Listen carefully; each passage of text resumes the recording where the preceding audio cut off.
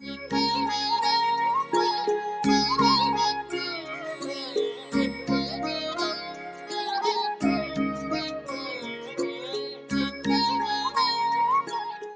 खोलते ही सूर्य का प्रकाश पूरे घर को प्रकाशित कर देता है।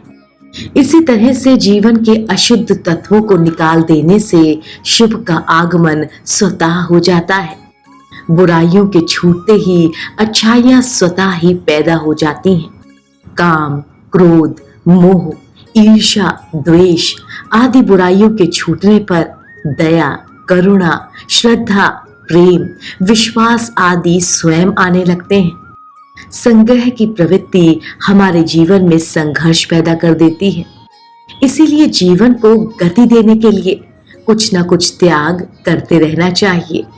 विषय वासना और इससे प्रेरित भोग जीव की प्रवृत्ति है जो त्याज्य है, क्योंकि इसके रहते हुए जीवन में उच्च आदर्शों की प्रतिष्ठा संभव नहीं। विषय भोगों का चिंतन करने से उसमें आसक्ति पैदा हो जाती है। आसक्ति से कामना उत्पन्न होती है। अगर कामना पूरी ना हो तो क्रोध की उत्पत्ति होती है। इसी तरह विषयों के चिंतन मात्र से ही अनेकों मानसिक विकृतियां उत्पन्न हो जाती हैं और मनुष्य अपने श्रेय प्रत से विचलित हो जाता है। त्याग का मूल आधार मनुष्य की मन की स्थिति है। हम संपत्ति को त्याग करते हैं, परंतु लोभ वृत्ति को नहीं छोड़ पाते। घर परिवार का त्याग करते हैं, लेकिन मोह का त्याग नहीं कर पाते।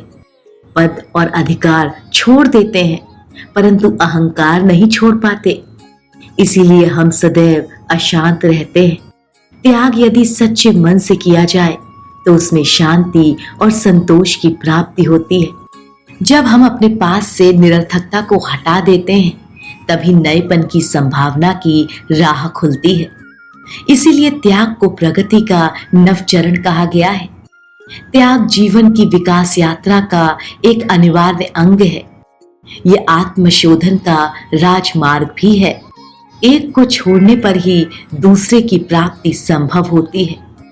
त्याग बिना उन्नति का मार्ग प्रशस्त नहीं होता। इसीलिए त्याग करना चाहिए, मैं और मेरेपन का, ताकि हम परम सत्ता की अनुभूति कर सकें। हमारा ये वीडियो अगर आपको पसंद आया हो तो हमें लाइक, शेयर और सब्सक्राइब जरूर करें।